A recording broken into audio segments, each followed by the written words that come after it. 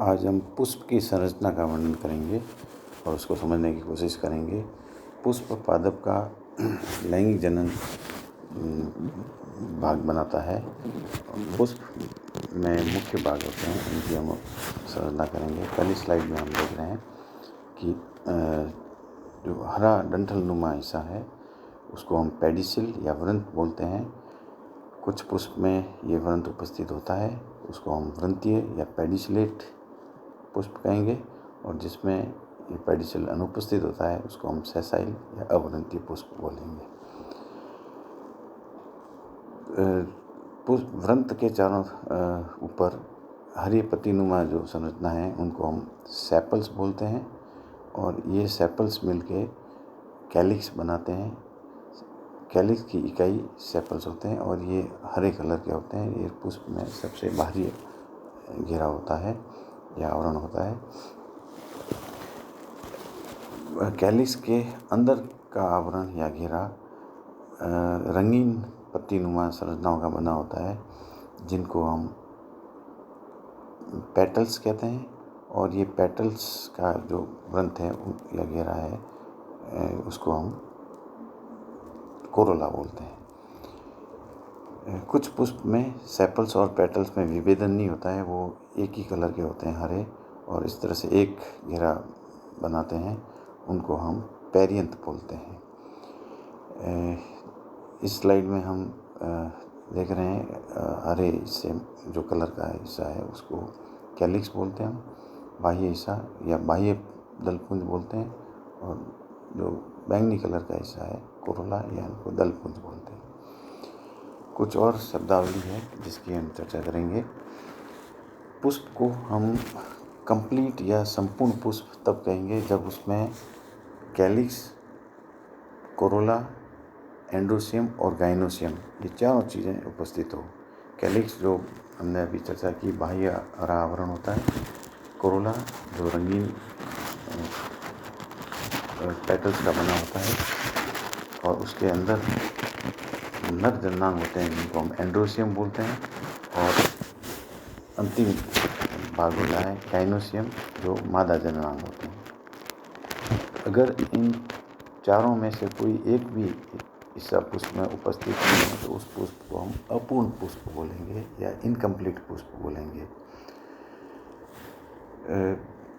कुछ पुष्प जनन के आधार पर एक लिंगी होते हैं, जिसमें एंड्रोसियम या स्टेमिनेट या नर पुष्प होता है, उसमें ये उपस्थित होते हैं। मादा पुष्प में गाइनोसियम उपस्थित होता है, यानी एंड्रोसियम अनुपस्थित होता है, और इसको हम पिस्टिलेट फ्लावर बोलते हैं। ज़्यादातर पुष्प द्विलिंगी होते हैं, जिसमें नर और मादा यानी एंड्रोसियम और गाइनोसियम दोनों ही भाग उपस्थित होते हैं। इस प्रकार के पुष्प द्विलिंगी पुष्प या बाइसेक्सुअल पुष्प कहलाते हैं। कुछ अन्य शब्दावली पुष्पों के बनने के आधार पर हम चर्चा करते हैं। मोनोसियस प्लांट, पादप में जब दोनों मेल और फीमेल फ्लावर उपस्थित होंगे, मतलब एक लिंगी फ्लावर हो और वो दोनों फ्लावर मेल और फीमेल एक ही पुष्प में एक ही पादप पर उपस्थित हैं, तो उस पादप को हम कहेंगे मोनोसियस। अगर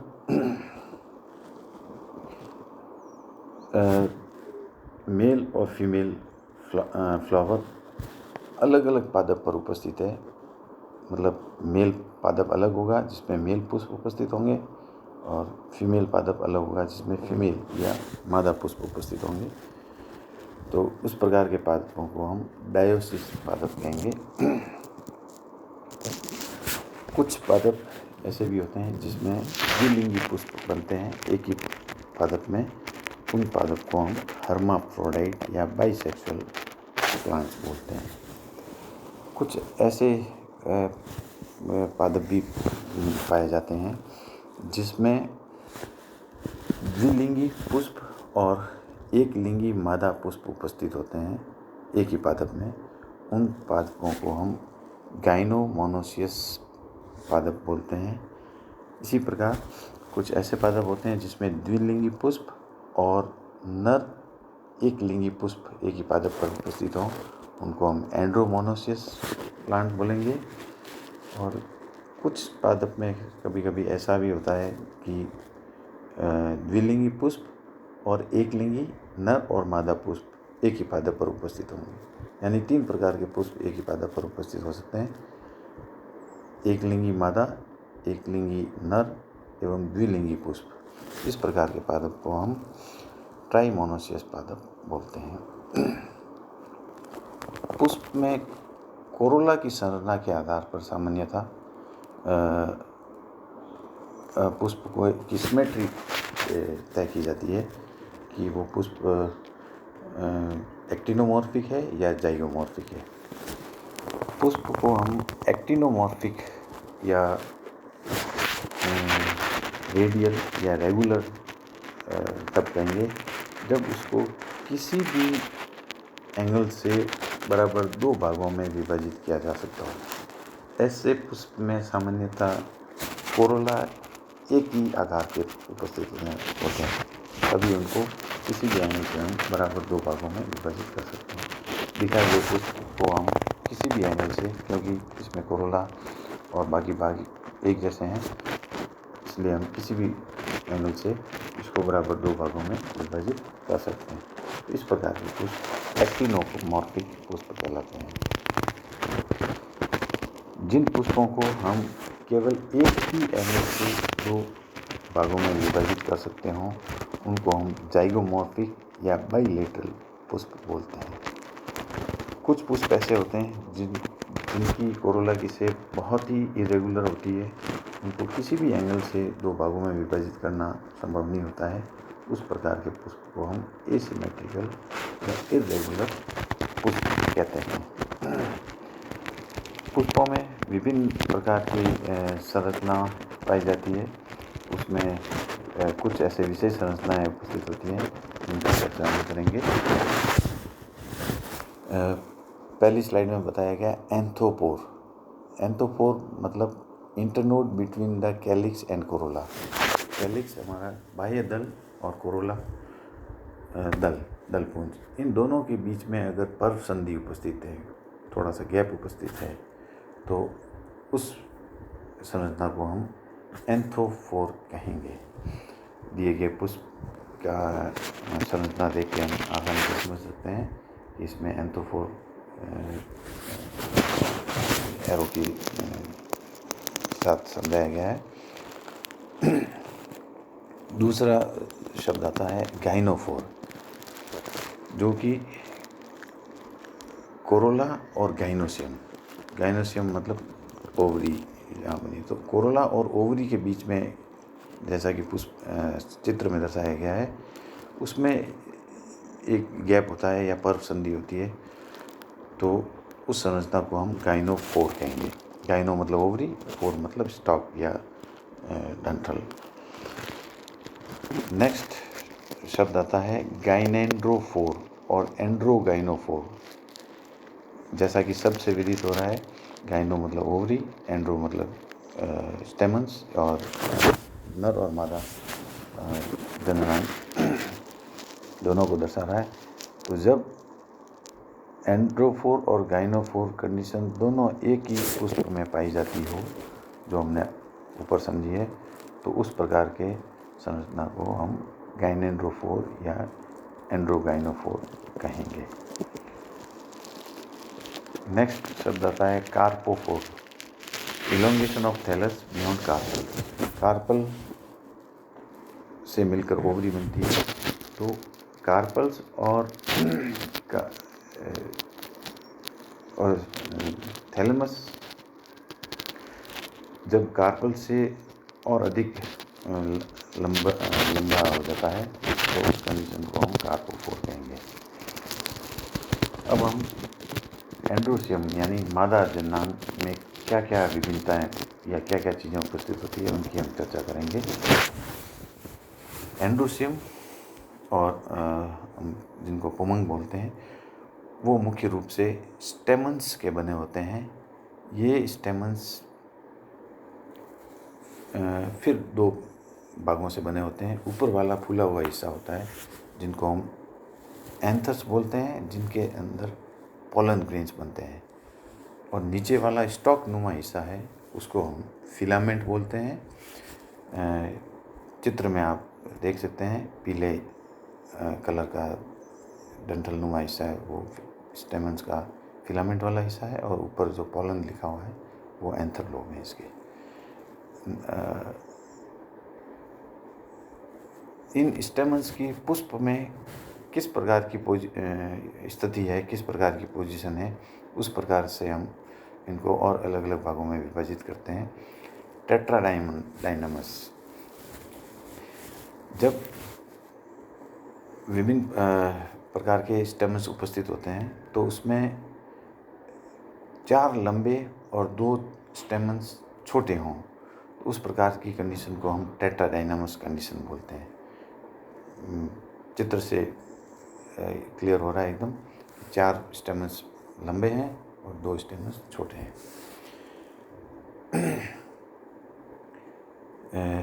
अगली स्लाइड में भी ऐसा ही बताया गया है, 4 बड़े और 2 छोटे। अगली कंडीशन होती है स्टेमन्स की मोनोएडल्फस, मतलब stamens united by filaments into one column.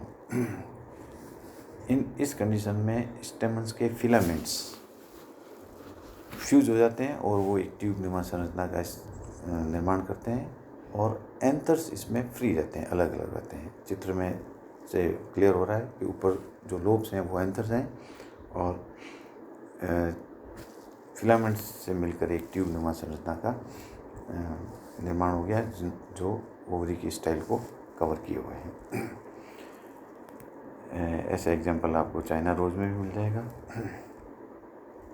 डायएडल्फस condition refers to stamens united by the filament in 2 groups, often one in one group and 9 in other। इसमें फिलामेंट स्टेमन्स के फिलामेंट 2 ग्रुप में fuse हो जाते हैं। एक में खाली एक स्टेमन रहता है और बचे हुए दूसरे ग्रुप में बचे हुए 9 स्टेमन्स उपस्थित होते हैं। तो इस प्रकार जब स्टेमन्स फिलामेंट्स के फ्यूज होने से 2 ग्रुप में उपस्थित होते हैं, 1 + 9, इस कंडीशन को हम डायएडल्फस कंडीशन बोलते हैं।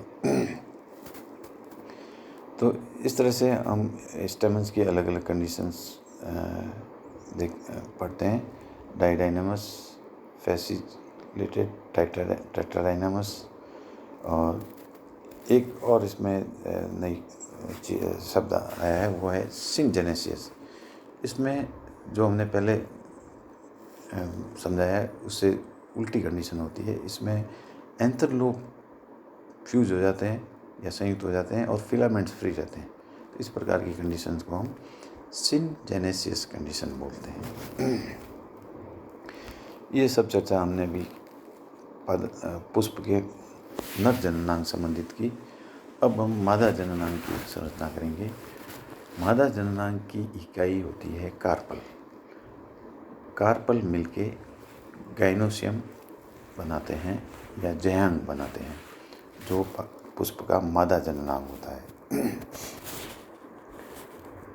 बहुत सारे कार्पल मिलके ओवरी का निर्माण करते हैं, और एक कार्पल में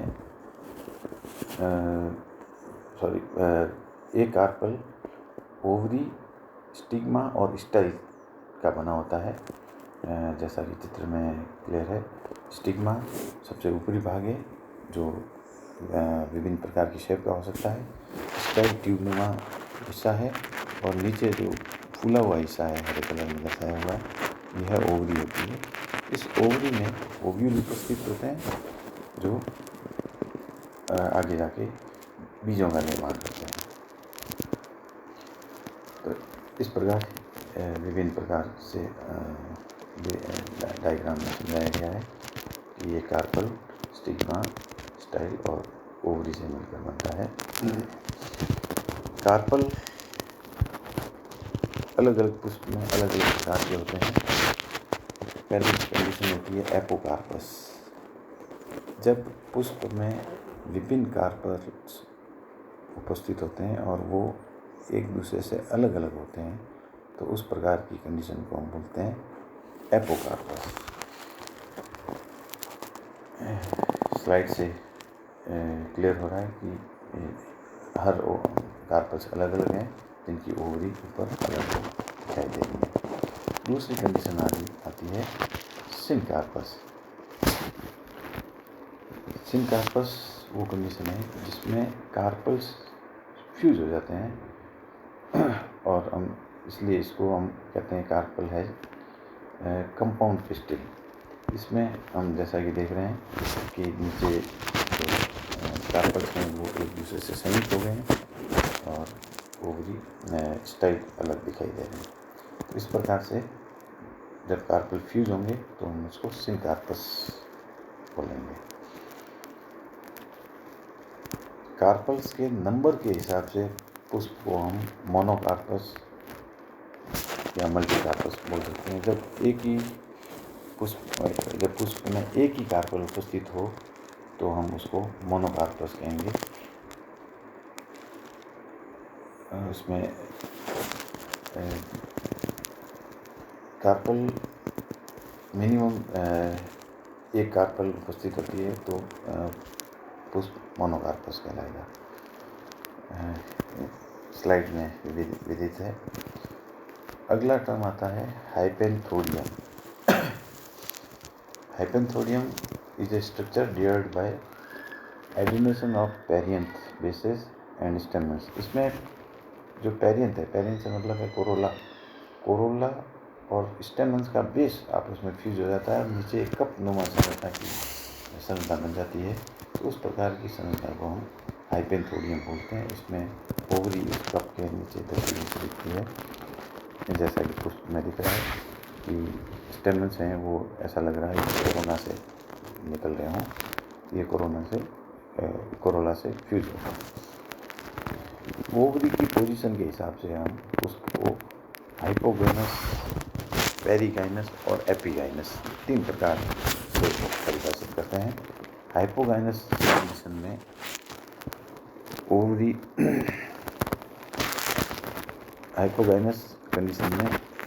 ovary is situated above the calyx and there is no floral cup। Ovary की स्थिति कैलिक्स से ऊपर होती है, तब हम उस पुष्प को कहेंगे हाइपोगाइनस। जैसे इस पुष्प में दिख रहा है कि जो कैलिक्स है वो ओवरी के नीचे से निकल रहे हैं, इसका मतलब ओवरी सुपीरियर है। तो सुपीरियर का मतलब है ओवरी ऊपर है कैलिक्स से। इसी तरह से इस पुष्प में भी दिख रहा है कि कैलिक्स नीचे से निकल रहे हैं, ओवरी हाइपो मतलब नीचे, गाइनस मतलब ओवरी। तो ओवरी के नीचे से जब कैलिक्स निकलेंगे तो उस प्रकार के पुष्प को हम हाइपोगाइनस कहेंगे। पेरिगाइनस में हमने जैसे कहा कि हाइपोथैलेमस नुमा संरचना का निर्माण होता है और उसमें हमें ऐसा लगता है कि ओवरी आधी इंफीरियर है और आधी सुपीरियर है। तो उस प्रकार के फ्लावर को हम पेरिगाइनस कहेंगे। स्लाइड से क्लियर होता है, पेरिगाइनस में ओवरी आधी अंदर इंफीरियर दिखती है और आधी सुपीरियर दिखती है। अंतिम प्रकार है ओवरी की पोजीशन के हिसाब से एपिगाइनस। एपिगाइनस में ओवरी इंफीरियर होती है, इंफीरियर मतलब नीचे होती है और कैलिक्स ओवरी के ऊपर से निकलते हैं। तो इस प्रकार जब ओवरी इंफीरियर होती है तो उस प्रकार के पुष्प को हम एपिगाइनस बोलेंगे। पुष्प के चित्र से क्लियर हो रहा है कि इसमें जो कैलिक्स हैं वो ओवरी के ऊपरी भाग से, ऊपर वाले हिस्से से या ओवरी के ऊपर से निकल रहे हैं। इस प्रकार के पुष्प को हम एपिगाइनस कहेंगे। आज हम इतना ही पढ़ेंगे। अगले भाग में हम पुष्प के और विभिन्न प्रजातियों की संरचना की चर्चा करेंगे। धन्यवाद।